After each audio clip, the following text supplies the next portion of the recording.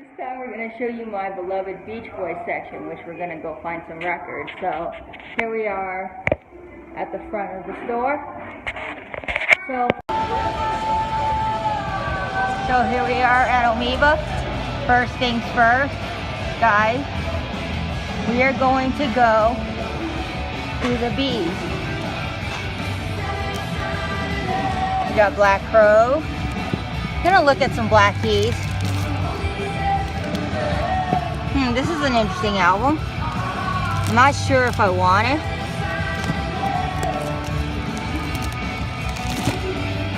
But the section we are here for is the Beach Boys.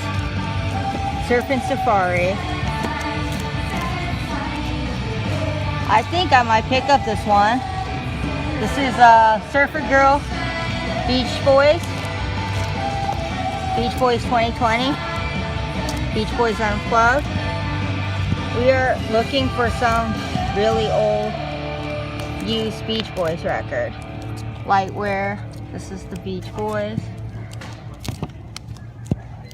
Another Beach Boys. I think this is the 70s.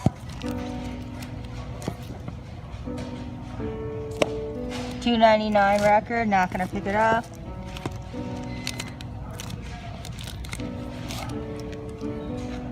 Beach Boys Live in London. I have a feeling we're gonna pick that one up too. Beach Boys in concert in the summer. Beach Boys Forever. A tribute to the Pet Sound. Now we're gonna go to the next section.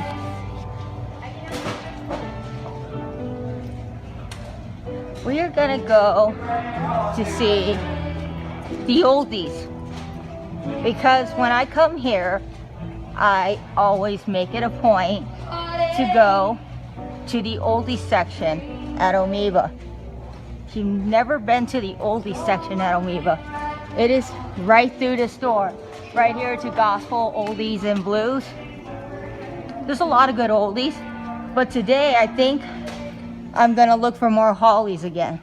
Because the last time I was pretty successful with finding the hollies. And they got a lot here. Got the heartbeats. Well, while we're out here, we're gonna look up Hermits too. Hermits. This is a volume 3. And I gotta see what ones they have. Some good hits. But there was a Hollies album that I saw on, I think it was 60s Vibe Vinyl on Instagram. And looked really cool. Shake with the Hollies. That's a little expensive, so we're gonna not get that one. While we're at it, we're gonna look at Buddy Holly too. Now we're gonna go look at the animals.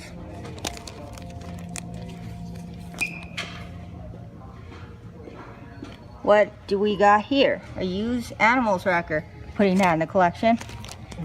You know, when I go here, I don't get every single thing that I put in my till or collection. You know, I pick out a few records that I think that I actually eventually probably want to get at the end of the trip, but most of the time I usually get like at most 3 or 4 if they're reasonably decently priced. But I'm definitely gonna pick up this animals record because I've been watching. This is perfect, guys. There's a 60s section and they're playing my favorite band, the Monkees, and they're playing For Pete's Sake. This does not happen to me. Look at all the glorious albums they have in this 45 section. And guys, a Beach Boys section. I already looked through it and there is nothing I want but look. I just wanted an excuse to record this so I can have that Monkees background music. It's so groovy, man. I am in love. Yeah, so the 45 section at Amoeba is the best.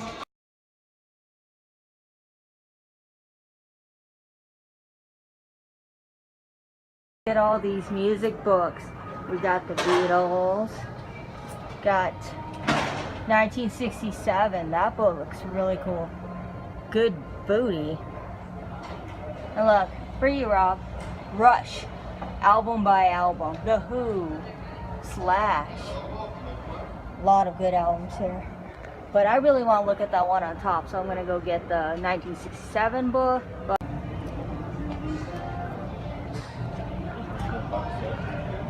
A box set.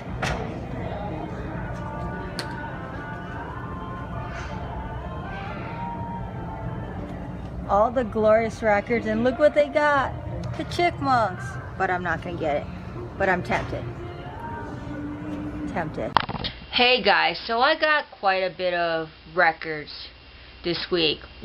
One from eBay, a few from Amoeba, and some from Goodwill. Now I'm going to show you the ones I got from Goodwill first.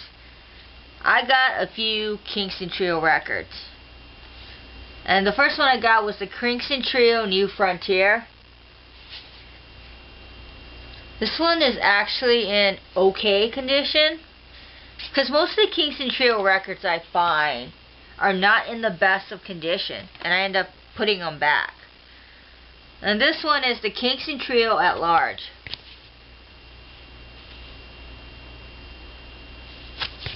And these records are in really, actually pretty good condition for the price I paid for them. There's not too much scratches on this record, as far as I can see. And the last one I got was actually, I think, the nicest copy I've ever gotten of a Kingston Trio album. There is like literally no rips in this album. And this is the Kingston Trio Close Up. Also, this record is in a really nice condition too.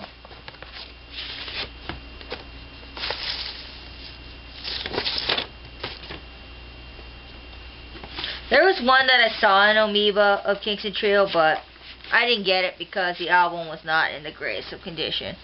I make it a habit to at least now try to check the albums before I buy them. Next thing I got was a bunch of records at Amoeba Records. The first thing I got was Marlon Williams, Captivating Voice of an Angel.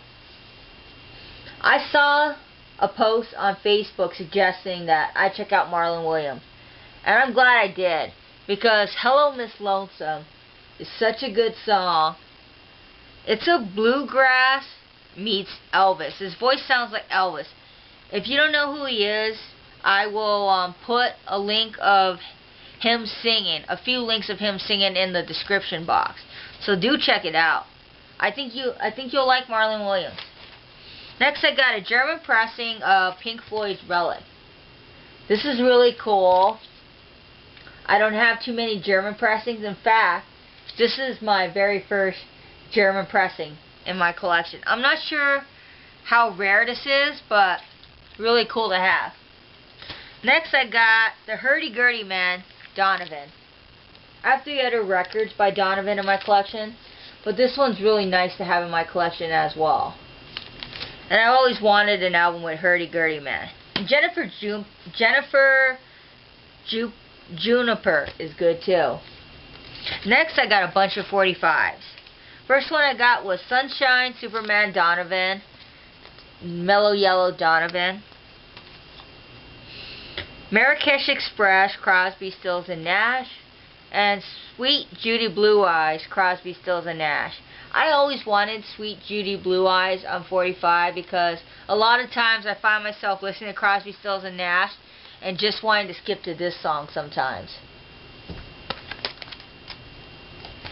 Next I got She Drives Me Crazy, Fine Young Cannibals. Great 80s pop song. A good song to have in any collection. Last but not least, my Christmas album finally came. And this is the Beach Boys Christmas album. Love Little Saint Nick.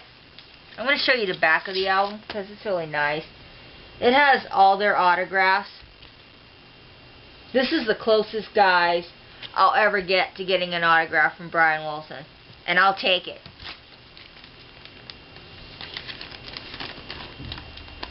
And then, a funny thing. While sending me this album, they also sent me a Tina Turner album with no record. I don't know why, but they sent it to me. So it's like, okay. So I have a Tina Turner album with no record and an album sleeve.